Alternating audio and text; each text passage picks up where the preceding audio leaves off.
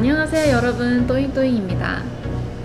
여러분, 우리는 살면서 영어 단어부터 사랑하는 사람들과의 소중한 추억까지 참 많은 정보를 기억하고 있는데요. 우리는 과연 그 기억들을 신뢰할 수 있을까요? 우리는 흔히 생생하고 선명한 기억들이 더욱더 정확한 정보를 담고 있다고 생각합니다. 하지만 다양한 사례들과 심리학자들의 실험 결과들은 그렇지 않은 경우도 있다는 것을 보여주죠. 우리가 실제로 경험하지 않았지만 머릿속에 생생히 남아있는 가짜 기억. 오늘은 이 오기억에 대해 자세히 다뤄보고자 합니다. 오기억이란 단순히 기억이 나지 않지만 남들이 그렇다고 하니 내가 그렇게 한번 믿어보지 하는 그런 기억이 아닙니다. 오기억이 한번 형성되고 나면 우리가 실제로 경험하지 않았지만 경험한 것처럼 그 당시의 자세한 상황이나 주변 환경들에 대한 기억이 형성되죠. 그리고 이 기억들은 우리의 생각보다 쉽게 형성된다고 합니다. 심리학자들은 다양한 연령층들을 대상으로 오기억을 심는 실험을 진행했는데요. 거짓된 정보와 3번의 인터뷰만으로 다양한 오기억들을 심는데 성공했다고 합니다. 오기억은 어린 시절 백화점에서 길을 잃은 기억부터 왕자님과 함께 차를 마신 기억, UFO를 본 기억, 어린 시절 성적 학대를 당한 기억이랄까, 내가 범죄를 저지른 기억, 이처럼 우리가 쉽게 믿을 수 있는 기억부터 믿기 어려운 기억까지 형성된다고 하는데요. 또한 실험을 통해 심리적 압박, 그릇된 정보 제시, 그리고 긍정적인 피드백이 오기억 형성에 상당히 중요한 요인이라는 것을 밝혀냈습니다. 우리는 기억을 끄집어낼 때 동영상을 재생하는 것처럼 리플레이를 하는 것이 아닌 리메이크를 하는데, 이 리메이크를 하는 과정 속에서 아까 말한 그 3가지 요인이 우리의 본래 가지고 있었던 정확한 기억을 오염시켜 오기억을 형성하게 한다는 것입니다. 그리고 이 오기억은 인위적인 환경인 실험 속에서 뿐만이 아니라 이 사진 속의 주인공들이 겪은 것처럼 우리의 삶 속에서도 일어납니다. 이 사진 속의 여성 제니퍼는 1984년 22살의 나이에 한밤중 침입한 한 남성에게 성폭행을 당합니다. 그녀는 그의 눈 색깔, 머리 색깔, 체격, 그리고 흉터의 위치 등 모든 그의 외적인 특징에 집중을 하고 기억하고자 노력했죠. 기회를 틈타 도망칠 수 있었던 그녀는 인근 병원으로 향했습니다. 그곳에서 동일한 성폭행범에게 피해를 입은 여성을 만나게 되었죠. 그 뒤 경찰서로 향해서 사건을 진술하고 범인의 몽타주를 작성하는 데 일조했습니다. 이를 토대로 경찰들은 수사를 진행했고 제니퍼에게 총 7명의 용의자들을 데려왔습니다. 그중 제니퍼는 5번째 용의자인 로널드 코튼을 범인으로 지목합니다. 22살의 청년 로널드 코튼은 바로 이 사진 속에 보이는 이 남성인데요. 그는 결백하다고 주장을 했지만 알리바이가 없었고 사건의 피해자이자 목격자인 제니퍼의 진술로 인하여 재판에서 유죄 판결을 받고 무기징역에 처하게 되었습니다. 몇 년 후 로널드는 자신과 똑 닮은 수감자 바비 폴을 만나게 됩니다. 그는 강간죄로 수감이 되었고 그가 저지른 범행 지역이 제니퍼가 살던 마을과 동일했기에 자신이 그 사람 대신에 누명을 써서 들어왔다고 생각을 합니다. 한 변호사의 도움으로 제니퍼와 바비 폴과 함께 2번째 법정에 서게 됩니다.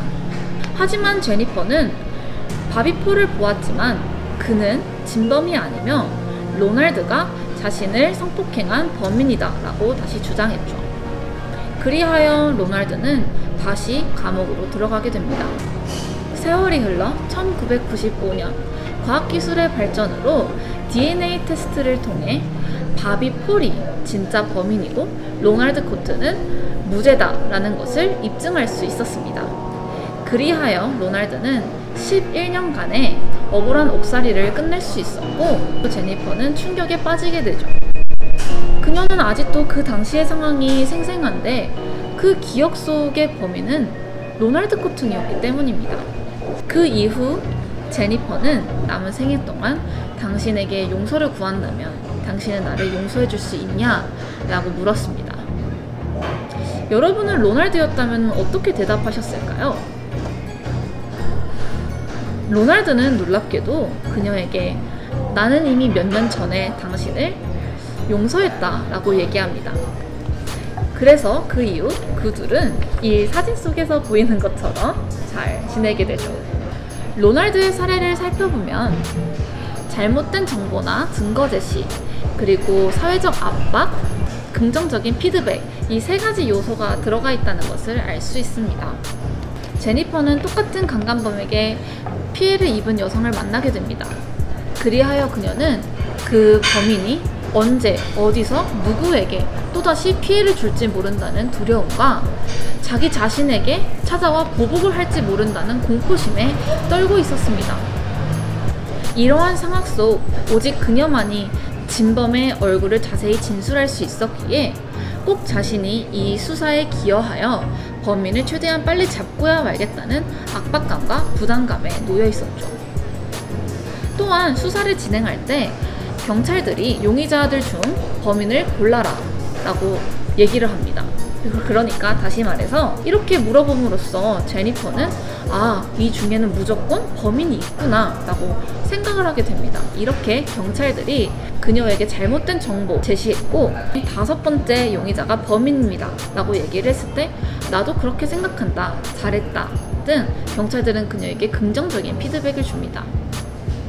이러한 세 가지 요소로 인해 그녀는 오기억을 형성했던 것이지요.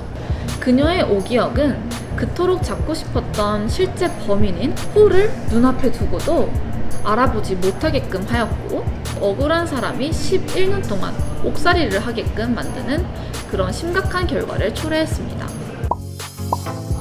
이번 영상을 준비하면서 여러분들과 나누고 싶은 점들을 3가지 정도 정리해 보았는데요. 첫 번째, 만약 제니퍼의 사건과 관련된 사람들이 오늘 우리가 배운 이 오기억에 대한 내용을 숙지하고 있었더라면, 그래서 조금 더 다르게 행동했더라면 이 사례는 다른 결말을 맺지 않았을까 생각을 합니다. 제니퍼는 수사 도중 상당히 많은 압박감과 부담감에 시달렸는데요. 만약에 그녀에게 심리상담사가 붙어서 마음의 짐을 좀 덜어주게 된다면 그녀가 사회적인 압박을 덜 받게 돼서 조금 더 옳은 결정 그리고 정확한 기억을 떠올릴 수 있지 않았을까라고 생각됩니다. 그리고 경찰들이 중립적인 입장을 취했더라면 제니퍼가 용의자들 중에서 로널드 코튼을 고르는 일은 없지 않았을까 하는 생각도 드네요. 우리가 만약 기억에 의존해야 하는 일이 생긴다면 예를 들어서 누군가와 인터뷰를 해야 한다던가 누군가를 취재하거나 어떠한 사건을 수사할 때 오늘 배운 내용을 떠올려 보세요. 그리고 아까 전에 얘기했던 그 3가지 요소, 그 3가지 요소들을 어떻게 하면은 조금 더 줄일 수 있고 피할 수 있는지를 생각한 다음에 행동을 한다면 보다 정확한 그런 기억을 찾을 수 있지 않을까 생각이 듭니다. 그리고 2번째, 오기억은 우리 기억 속에 애매모호한 부분들을, 거짓된 정보들을 이렇게 채워 넣음으로 인해서 형성되는 것인데, 만약에 우리가 기록을 열심히 해서 보다 더 정확한 정보들을 갖게 된다면 정확한 그런 기억들을 떠올릴 수 있지 않을까 하고 생각이 들어요. 그래서 오늘이 첫 촬영이었는데 이 기억을 보다 정확하게 남기고자 조금 이따 사진 촬영도 하고 영상도 남기고자 합니다. 여러분도 중요한 그런 추억들 그리고 남기고 싶은 그러한 소중한 기억들이 있다면 기록을 남겨보는 것이 좋은 방법인 것 같아요. 그리고 3번째, 이 사진 속 주인공 로널드는 자신과 같은 피해자들이 꽤 많다는 사실을 알게 되어 이노센스 프로젝트라는 비영리 단체를 설립합니다. 이 단체는 피해자들의 결백을 입증하는 것을 도와주고 부정의한 판례에 대한 책임을 묻는 그런 활동을 하고 있습니다. 현재 이 단체는 USA 미국에서 활동을 하고 있고요. DNA 테스트를 통해 총 362명의 피해자들을 도와주었고 그 중에 20명은 사형수였다고 합니다. 그리고 158명의 실제 가해자들을 찾는 데에도 일조했다고 하네요.